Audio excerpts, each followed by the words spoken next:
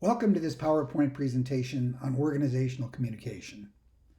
Communication is the glue that holds an organization together, and in this module we're going to explore the many different ways in which communication happens in work organizations. We're going to explore the ways in which information moves through the formal communication channels throughout an organization, but I'm also going to spend a fair bit of time looking at more intimate kinds of communication between individual people. But no matter how you slice it, communication is one of the dominant activities in any work organization. In fact, some studies show that up to 80% of a manager's time is spent communicating. In other words, think about that. If you're a manager, about 80% of your time is spent simply communicating with somebody. Now, choosing how to communicate, choosing the method of communication, turns out to be a more important strategic decision than many managers realize. And it's part of what makes a person a good manager. Some managers are very good at other aspects of their job, but they're not very good communicators. They don't know the proper way to transmit information, the proper time to transmit it, or who it should be transmitted to. So we're going to talk a little bit about different methods of communication and why that's so important.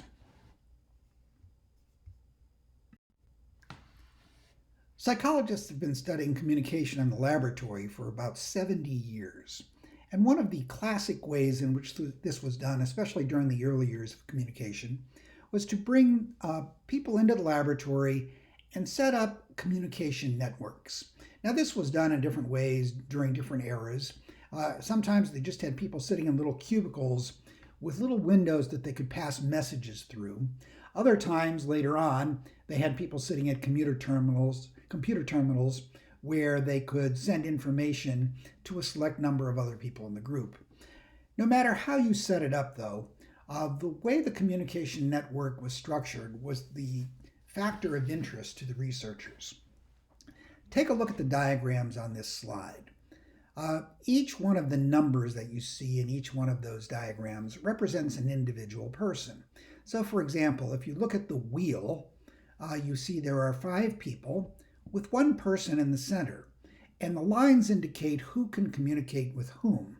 So all of the people at the points of the wheel have to send their messages through person number 4 in the center, and then that person can send messages on to other places. Similarly, in the next one, which is called the Y network, you'll see that there are some people, like number 8s and 9s out there in the ends, who can only communicate with one other person, but then there are other people, like persons 5 and 6, who are in a position to communicate with multiple people. And then we have a circle where everybody has an equal amount of communication, the ComCon network where everybody can communicate with everybody, and then a chain network where one person can communicate with one other person, and the messages all have to flow in a certain direction. You can describe these networks as being either centralized or decentralized communication networks. Centralized communication networks are networks in which one or at most a few people are in the center of the communication network and have access to lots of information, while most of the other people are out at the periphery of the network and can usually only communicate with one other individual, and they have to wait for that person to give information back to them. In this example here, the wheel in the Y would be highly centralized communication networks. The circle and the ComCon, on the other hand, would be very decentralized. So the question here is the information sort of centralized in the hands of 1 or 2 people, or is it more equally spread throughout the network? In these kinds of studies, the researchers usually give the group some kind of problem to solve or task to perform. And the tasks can be simple or they can be complicated. And as I said, you can have different kinds of setups, but they look at how quickly the group can solve the problem, and they also look at the psychological experience of the individuals in the group while they're solving the problem. One of the first things that was discovered in these communication network studies was the very different experience of people who were in the center of a communication network, if you're in a centralized network, versus those that are in the periphery. If you're in a central position, let's say you're person number 4 in the wheel network, it takes you less time to solve the problem than it takes other people in the group. You're more satisfied with your position. You're more likely to be chosen as a leader of that group, and you're more likely to be the decision maker, and you don't feel as dependent on other people. People in the more peripheral positions, on the other hand, are much less satisfied with their experience, and they spend less time actually doing anything. They spend a lot of time just sitting around waiting for information to come their way, and therefore they feel more dependent on other people in the group. Centralization produces a more formal hierarchical structure and less overall satisfaction among the people in the group. Now, in terms of problem-solving efficiency, centralized networks are probably more efficient and faster if the problem is very simple. For difficult problems, on the other hand, less centralized networks are just as efficient and they're much more satisfying for the people in the group.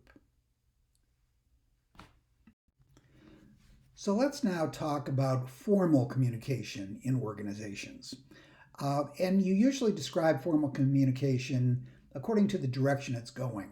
Formal downward communication is information that's coming from the top of the organizational chart and filtering its way down into the lower levels. Formal upward communication, on the other hand, is when information is coming from the bottom up. Information is coming from the lower down employees to the people at the top of the hierarchy. Let's consider formal downward communication first. There are many different ways in which communication can be sent down through an organization. Social media is a very popular way of doing this today. So there may be a Facebook page or a Twitter feed that people follow, and this is one of the ways in which information gets disseminated from the top down. But you can also send mass emails, bulletin boards where you post information that people can go and look at, company newsletters that come either electronically or in paper are ways of keeping employees up to date with what's going on. Many companies have a policy manual that gets updated regularly, and employees receive an actual paper copy of this manual that tells them what they need to know about the company and its policies. You could also have text messaging or voice messaging. There might be formal presentations where everybody shows up and hears a speech by someone. But regardless of what kind of downward communication an organization is using, most employees report that their main source of information is rumors and gossip from other employees. So it seems like employees don't trust information that's formally coming down from the top as much as they trust the informal information that's coming from their coworkers. Experiments have studied the effects of downward communication on the attitudes, beliefs, and knowledge of employees and organizations. And one of the strongest and most consistent findings is that there's a strong positive correlation between employee morale and the degree to which they feel informed. In other words, if employees feel like they know what's going on, they are much more happy. They're much more positive about their job and about their employer. On the flip side of that, there's a strong negative correlation between morale and feelings of being left out of the loop. So if employees don't feel like they know what's happening, this leads to all kinds of negative things that organizations should want to avoid. Let's now consider formal upward communication. How does management, people at the top, find out what people lower in the chain are thinking and feeling? Lots of times there's at least the facade that anybody can just walk into the boss's office and talk. So there might be an open door policy. But there's all kinds of reasons why this just doesn't work. Bosses are busy people. They really don't want people coming into their office and taking up their time by complaining about things or asking a lot of questions. And so there might be a formal open door policy, but employees quickly get the message that if you show up at the boss's office and expect to talk, you're not going to get very far. There's also something called the MUM effect. MUM stands for minimizing unpleasant messages. People really don't like to deliver bad news, in person. And so these open door policies filter out the kind of information that bosses get, meaning that they don't usually get the bad stuff. They only hear the good stuff. So there are other ways in which you can try to find out what's on the minds of employees. Attitude surveys are a very popular way of doing this. If you work in human resources in any large organization, you're probably going to spend a fair bit of time designing and analyzing the results of attitude surveys. Most of these are sent out electronically now with a Google Docs survey or a SurveyMonkey or Qualtrics. There's all kinds of software that allows you to put together a quick and easy survey. Sometimes there are focus groups where employees are sort of selected and put together in small groups to discuss certain topics and give answers to questions. And this is a way of getting a sampling of employee opinion. Exit interviews are a very important form of formal upward communication. When an employee is leaving a company voluntarily, let's say the employee is taking a job somewhere else, before they leave, they sit down and have an exit interview in which they describe their reactions to the policies and practices of the company that they're now leaving.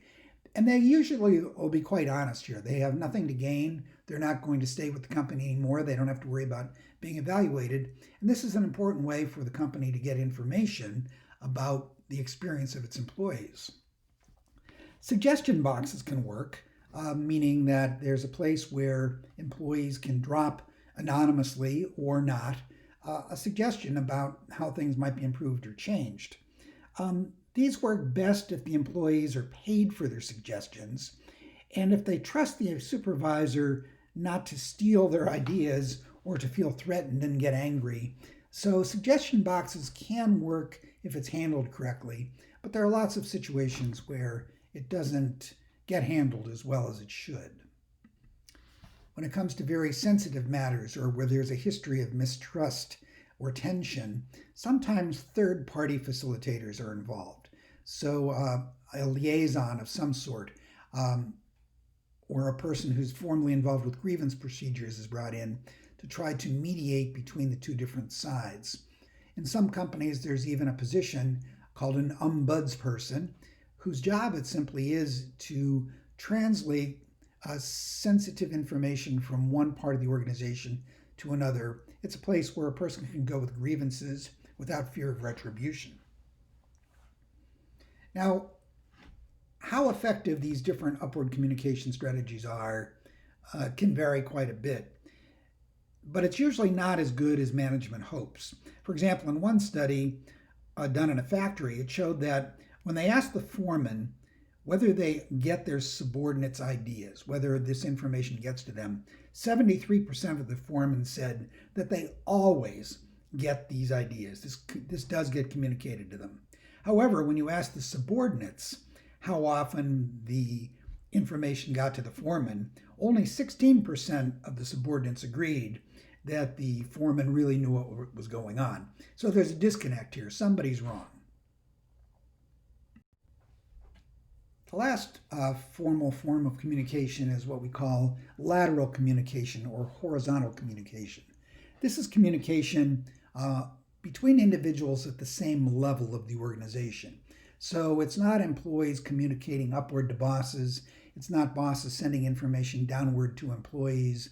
It's people at the same level of the organization passing information back and forth among themselves. Now in this slide, don't worry about the single strand pattern, the different patterns of grapevine. We are referring to the grapevine when we're talking about horizontal communication, and that's really all I want you to know. Don't worry about these different patterns that the grapevine can exhibit. But the grapevine is the way in which most employees feel like they really learn what's going on. Now, whether they're getting accurate information or not is a separate question. This is where they go first, and this is the information they tend to trust the most. And so information spreads faster horizontally than it does upwardly or downwardly. It spreads like wildfire through an organization, at least within a certain level. Now, the grapevine can be a valuable way of getting information and spreading information, but too much peer interaction can interfere with productivity. So if you're spending too much of your time just shooting the breeze with your coworkers, that means you're not doing something else you're supposed to be doing. And so too much horizontal communication can be a problem. Now, the rumors and gossip that spread through the grapevine happen most frequently when the formal communication channels get plugged up, when information is not very frequent, or it's slow, or it's not credible. So, when there's a lack of information or untrustworthy information, people really rely on the grapevine. And they also are especially likely to rely on it when there's a crisis situation and people are hungry for information. They're desperate to know exactly what's going to happen next. Then rumor and gossip become essential. Gossip and rumor in the workplace is so prevalent and so important that I'm going to devote an entire other PowerPoint presentation just to that topic.